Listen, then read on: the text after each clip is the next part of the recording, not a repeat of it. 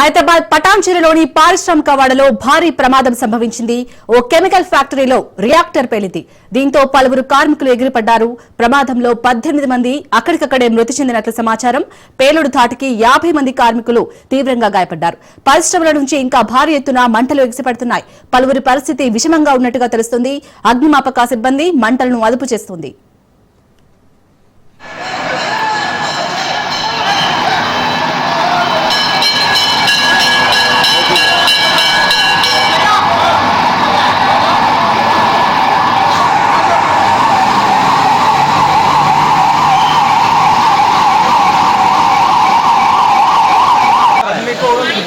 आदमी नहीं कर रहा काम नहीं कर रहा है 20-25 आदमी अंदर ही है वो आदमी निकाल रहा है। హైదరాబాద్ పటాన్చెరులోని పారిశ్రామిక వాడలో భారీ ప్రమాదం సంభవించింది. ఓ కెమికల్ ఫ్యాక్టరీలో రియాక్టర్ పేలింది. దీంతో పలువురు కార్మికులు ఎగిరిపడ్డారు. ప్రమాదంలో 18 మంది అక్కడికక్కడే మృతి చెందినట్లు సమాచారం. పేలుడు ధాటికి 50 మందికి పైగా కార్మికులు తీవ్రంగా గాయపడ్డారు. పరిశ్రమల నుంచి ఇంకా భారీ ఎత్తున మంటలు ఎగిసిపడుతున్నాయి. పలువురి పరిస్థితి విషమంగా ఉన్నట్టుగా తెలుస్తోంది. అగ్నిమాపక సిబ్బంది మంటలను అదుపు చేస్తోంది.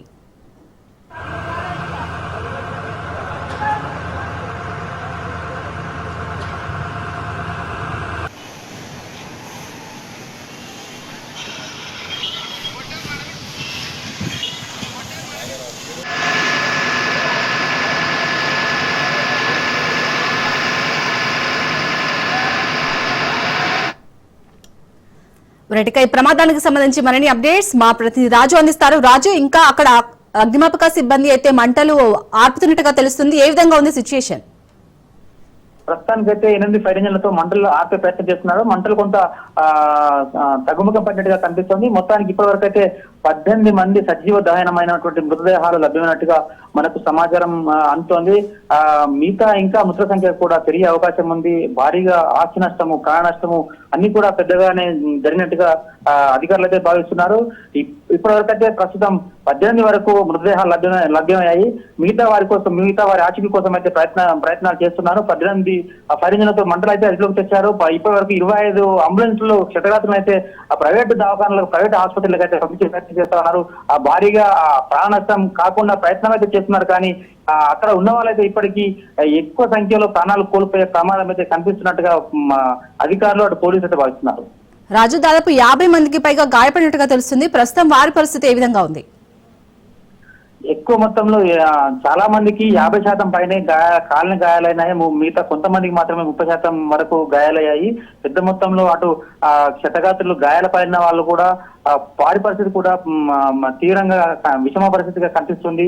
అందులో కూడా ప్రాణాపాయం ఉన్నట్టుగా అయితే డాక్టర్లు అయితే తెలుపుతా ఉన్నారు. మొత్తానికి మృతుల సంఖ్య అటు క్షతగాత్రుల్లోనూ ఇటు కంపెనీలోనూ పెద్ద మొత్తంలో మృతులు పెరిగే అవకాశం కూడా కనిపిస్తా ఉంది. ప్రస్తుతానికి వాళ్లకు తక్షణ చికిత్స అయితే పక్కన ఉన్నటువంటి అన్ని ప్రైవేట్ ఆసుపత్రులు అధికారులు మాట్లాడి వెంటనే వారికి చికిత్స అందించే ప్రయత్నం చేస్తా ఉన్నారు. పెద్ద మొత్తంలో అక్కడ కూడా మృతులు పెరిగే అవకాశం ఉంది. ఇప్పటికే ఇక్కడ 18 మృతదేహాలు సజీవ దహనమయ్యాయి. ఆ మృతదేహాలు అయితే లభ్యమయ్యాయి.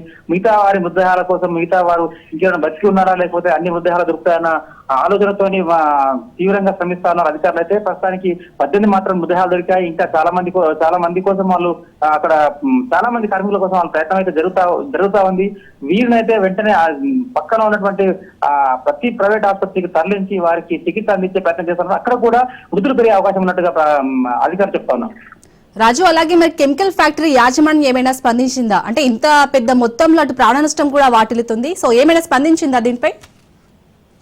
అధికారులకు అయితే తెలిసినట్టుగా మనకు సమాచారం అందుతోంది. మీరు వెంటనే వారిని ఆసుపత్రులు తరలించండి, ఎటువంటి సాయమైనా మేము అందించడానికి ముందుంటామని చెప్పి అటు అధికారులు మాత్రమే చెప్తా ఉన్నారు. కానీ అక్కడికి వచ్చేది ఎవరైతే ఇప్పటివరకైతే కార్మికులకు కానీ కార్మికుల కుటుంబాలకు కానీ భరోసా ఇచ్చినట్టుగా కనిపిస్తలేదు. అక్కడైతే ఆ బీతావాహ వాతావరణం అంతా కూడా చాలా ఆందోళనకరంగా కనిపిస్తా ఉంది. ఆ కుటుంబ సభ్యుల రోదనలతో తర్వాత అక్కడ ఉన్నటువంటి పరిస్థితి, ఆస్తి నష్టం, తర్వాత ఈ ప్రాణ నష్టము, గాయాల పాలైనటువంటి కుటుంబ సభ్యులంతా కూడా అక్కడికి ఇచ్చేసి అక్కడ చాలా గందరగోళమైన పరిస్థితి, బీతావాహ వాతావరణం అయితే పూర్తి స్థాయిలో కనిపిస్తుంది. అంతా కూడా పోలీసులకు పెద్ద తలనొప్పిగానే మారింది. అయినప్పటికీ వాళ్ళు అందరినీ చెరిపివేస్తూ అక్కడ కార్మికులకు అందరికీ కూడా తక్షణ సహాయం అందించే రకంగా వారి పనులు కాపాడే విధంగా అధికారులు అయితే పూర్తి స్థాయిలో శ్రమిస్తా ఉన్నారు. ఇదంతా కూడా అధికారులు పూర్తి స్థాయిలో ఏదైతే కెమికల్ ఫ్యాక్టరీలో చేయాల్సిన అధికారులు పూర్తి స్థాయిలో తనిఖీ చేయకపోగా ఎటువంటి వాళ్ళకి సూచన సలహాలు ఇవ్వకపోగా ఈ కంపెనీల యాజమాన్యాలు కూడా వాటిని అన్నిటి కూడా పట్టించుకోకుండా కార్మికులను వాళ్ళ పూర్తి స్థాయిలో వాళ్ళతోని శక్తిని మాత్రమే దోపిడీ చేస్తూ పనిచేసుకునే వ్యవహారం చేస్తున్నారు తప్ప వారికి సేఫ్టీ గైడ్స్ కానీ సేఫ్టీ రకాల సేఫ్టీకి సంబంధించినటువంటి ఎటువంటి తీసుకోకపోవడంతో వాళ్ళు ఇంత పెద్ద మొత్తంలో ప్రమాదం జరిగినట్టుగా అయితే స్థానికులు చెప్తా ఉన్నారు. కానీ పారిశ్రామిక వారిలో ఉన్నటువంటి కెమికల్ ఫ్యాక్టరీలో వారానికి ఒక ఇన్సిడెంట్ జరుగుతా ఉంది. ఇన్ని ఇన్సిడెంట్ జరిగినా కానీ పట్టించుకోలేదని చెప్పి స్థానికులు అయితే ఆందోళన చెందుతా ఉన్నారు. పెద్ద మొత్తంలో చెందుతా ఉండడంతో అందరూ కూడా అక్కడికి గుమిగున్న పరిస్థితి. కొంత క్షతగాతులను హాస్పిటల్కు తరలించే విషయంలో కావచ్చు, తర్వాత వారికి సాయం అందించే విషయంలో కావచ్చు కొంత ఆటంకాలు ఏర్పడినప్పటికీ పోలీసులు అధికారులు సమాధానంతో వారిని క్షతగాతులకైతే తక్షణ సాయం అందించే ప్రయత్నం, తక్షణ వైద్యం అందించే ప్రయత్నం అయితే చేస్తా ఉన్నారు. రాజు, మరి కార్మికుల కుటుంబాలు ఏమంటున్నారు? వారైతే ఉదయం పొద్దున్నే వాళ్ళ ఉద్యోగానికి పోవడం, తర్వాత జనరల్ షిఫ్ట్ కావడం, పెద్ద మొత్తంలో కంపెనీలో పనిచేయడము కాబట్టి కార్మికులు అయితే చాలా ఇప్పుడు అంటే విపరీతంగా డిమాండ్ చేస్తున్న పరిస్థితి ఏం కనిపించలేదు. కానీ ఎవరైనా బతికిస్తారేమో నా ఫ్యామిలీ వారు బతికొస్తారని చెప్పి ఆశతో ఎదురు చూస్తున్నటువంటి పరిస్థితి. కానీ వాళ్ళకి కళ్ళకు కనబడకుండా బాడీలను అయితే బయటికి పంపించాల్సిన పరిస్థితి. సేమ్ గతంలో ఏదైతే గుజరాత్ లో జరిగిన అహ్మదాబాద్ లో జరిగినటువంటి ఫ్లైట్ లో ఎట్లయితే మృతదేహాలు కాలిపోయినాయో ఇక్కడ కూడా పూర్తి స్థాయిలో మృతదేహాలు కాలిపోయిన పరిస్థితి. వారికి కూడా డిఎన్ఏ పరీక్ష నిర్వహించిన అనంతరమే వాళ్ళకు మృతదేహాలు ఇచ్చే పరిస్థితి. అంటే అటువంటి పరిస్థితుల్లో మృతదేహాలు అయితే కనిపిస్తా ఉన్నాయి. కాబట్టి మృతదేహాలు వాళ్ళకి ఇచ్చే వరకు కూడా టైం పడుతుంది. తర్వాత వీళ్ళందరికీ మృతదేహాలు ఖచ్చితంగా ఎవరి మృతదేహం వాళ్ళకి ఇవ్వాలంటే కూడా డిఎన్ఏ టెస్ట్ కంపల్సరీ తప్పనిసరి పరిస్థితి. కాబట్టి ఇవన్నీ చూస్తా ఉంటే కార్మికులు బతికొస్తారేమో, మా కుటుంబీకులు బతికొస్తారేమో అని చెప్పి వాళ్ళు ఎదురు చూస్తున్నటువంటి పరిస్థితి. కానీ అధికారులు మాత్రం వాళ్ళకు కళ్ళకు చూపించకుండా అక్కడ కంపెనీకి 3 గేట్లు ఉన్నాయి. ఆ 3 గేట్లలో వివిధ గేట్లలో నుంచి అటు పంపించే ప్రయత్నం అయితే చేస్తా ఉన్నారు. కానీ వాళ్ళు ఇప్పటికీ ఎదురు చూస్తున్నటువంటి పరిస్థితి కనిపిస్తా ఉంది. డిమాండ్ అయితే ఇంకా ఈ సాయంత్రానికో లేకపోతే మధ్యాహ్నానికో వాళ్ళు పరిహారం కోసమో లేకపోతే ఇంకేదైనా డిమాండ్ కోసమో ప్రయత్నం చేసే అవకాశం ఉంది. కానీ ఇప్పటికైతే నాకు కుటుంబీకులు ఆలోచనతోనే ఆశతోనే ఎదురు చూస్తున్నట్టుగా కనిపిస్తా ఉంది. వాళ్ళు ఏడుస్తూ కంపెనీలు పెడుతూ వాళ్ళ కోసం ఎదురు చూస్తున్న పరిస్థితి అక్కడ కనిపిస్తా ఉంది. పూర్తి స్థాయిలో బీత వాతావరణం అయితే కనిపిస్తుంది అక్కడ.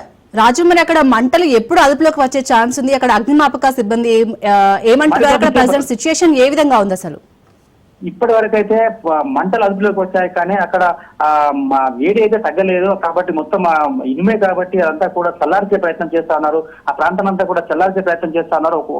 మరొక అర్ధగంట సేపట్లో ఆ ప్రాంతం అంతా కూడా అగ్నిమాపక సిబ్బంది అధికారుల చేతికి రానుండే అవకాశం ఉంది. కాబట్టి మరొక గంట లోపల పూర్తి స్థాయి డెడ్ బాడీస్ ఎన్ని ఉంటాయి, క్షతగాతులు ఎంతమంది ఉంటారు, ఆస్తి నష్టం లెక్క తేల్చకపోవచ్చు. కానీ ఈ క్షతగాతులకు సంబంధించి డెడ్ బాడీలకు సంబంధించి మృతుల సంఖ్య అయితే పూర్తి స్థాయిలో తెలిపే అవకాశం ఉంది. మంటలు అయితే అదుపులోకి వచ్చాయి. కానీ అక్కడ వాతావరణం అంతా కూడా చల్లబరిచే ప్రయత్నం ఆ కంపెనీ ఇనుము తర్వాత మిగతా ఏదైతే యంత్రాలు అవన్నీ చల్లార్చే ప్రయత్నం అయితే చేస్తున్నారు. ఏ యంత్రం కింద ఏ డెడ్ బాడీ ఉందో కూడా చూసే ప్రయత్నం అయితే చేస్తున్నారు. దానికి సంబంధించి మరొక అర్ధగంట సేపట్లో మాకు స్పష్టత అయితే రానింది. రాజు, ఇంత పెద్ద మొత్తంలో నష్టం జరిగింది. సో కెమికల్ ఫ్యాక్టరీలో రియాక్టర్ పేలడం వల్ల అంటే అక్కడ అధికారుల నిర్లక్ష్యం రెట్టు కాస్తైనా కనిపిస్తుంది. సో ఫ్యూచర్ ఇలాంటివి జరగకుండా ఇక్కడ కెమికల్ ఫ్యాక్టరీపై ఎలాంటి చర్యలు తీసుకునే ఛాన్స్ ఉంది? ఎందుకంటే చాలా చోట్ల ఇలాంటి సందర్భాలు అవుతున్నాయి, చూస్తున్నాం మనం. ఇప్పటికే పారిశ్రామిక వారి నుంచి కొంత ఓఆర్ఆర్ పైన బయట వేసుకోవాలి, ఇప్పుడు RRR పైన వేసుకోవాలనే బయట అవతల వైపు కంపెనీలు కెమికల్ ఫ్యాక్టరీలు కానీ డేంజరస్ కంపెనీలు కానీ బయట వేసుకోవాలని చెప్పి ప్రభుత్వాలు చర్యలు తీసుకున్నప్పటికీ కొన్ని కంపెనీలు అధికారుల కళ్ళు కప్పి అధికారులకు లంచాలు ఇస్తున్న తర్వాత వాళ్ళను మేనేజ్ చేసుకుంటూ అక్కడే కంపెనీలు నడిపిస్తున్నటువంటి పరిస్థితి. అయితే జనసందోహం మధ్యలో ఇటువంటి రియాక్టర్లు కానీ ఇటువంటి కెమికల్ ఫ్యాక్టరీలు ఇటువంటి డేంజరస్ కంపెనీలు ఉండకూడదని చెప్పి ప్రభుత్వం గతంలో ఇప్పటికే నోటీసులు జారీ చేసిన పరిస్థితి, వాళ్ళకు కొన్ని సూచనలు కూడా చేసినటువంటి పరిస్థితి.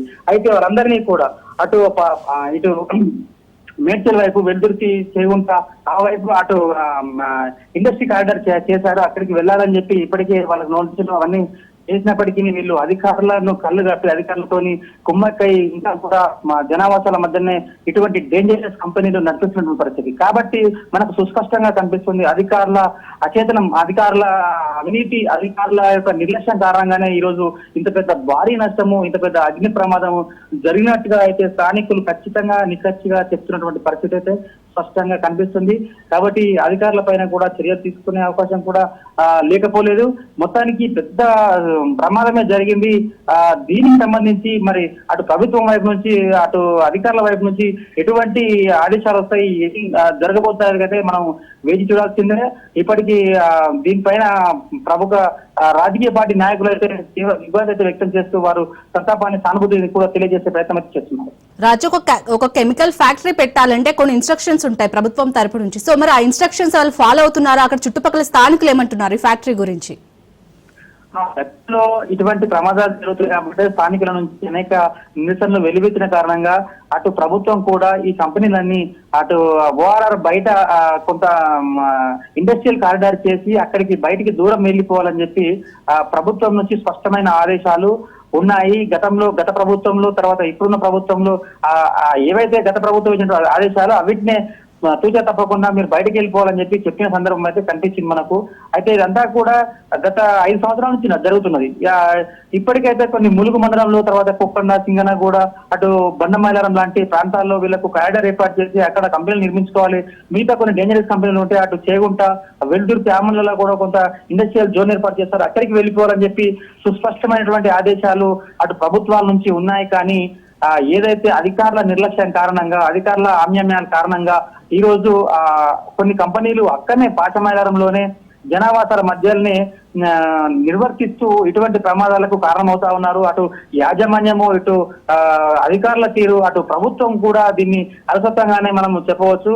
మొత్తానికి రాబోయే రోజుల్లో ఇప్పుడు పాచమైన ఏదైతే పటాన్చెరు ఏరియాలో ఎటువంటి కెమికల్, ఇంకా ఎన్ని కెమికల్ ఫ్యాక్టరీలు ఉన్నాయి, ఇటువంటి పరిస్థితి మళ్ళీ రాకుండా ఏం చేస్తారు, ప్రభుత్వం ఎటువంటి చర్యలు తీసుకుంటారో అయితే మనము వేచి చూడాల్సిందే. ఇదైతే పెద్ద ప్రమాదము. ఈ ప్రమాదానికి ఖచ్చితంగా అటు ప్రభుత్వము, ఇటు అధికారులు, అటు యాజమాన్యం పూర్తి స్థాయిలో బాధ్యత వహించాలి. వాళ్ళ క్షతగాతులకు కూడా పూర్తి స్థాయిలో న్యాయం చేయాలి. వాళ్ళకు ఎక్స్గ్రేషియా కూడా పెద్ద ఎత్తున ఇచ్చే విధంగా చర్యలు తీసుకోవాలని చెప్పి అటు స్థానికుల నుంచి అయితే డిమాండ్ వ్యక్తమవుతుంది. స్థానికుల ఇండ్లు, గోడలు, తర్వాత వివిధ రకాల సామాన్లు కూడా అటు పరిలో వచ్చిన పరిస్థితి, పరిలో వచ్చిన పరిస్థితి కూడా కనిపిస్తుంది. వాళ్ళు కూడా భయాందోళనలో ఉన్నటువంటి పరిస్థితి కనిపిస్తుంది. Right, thank you Raju.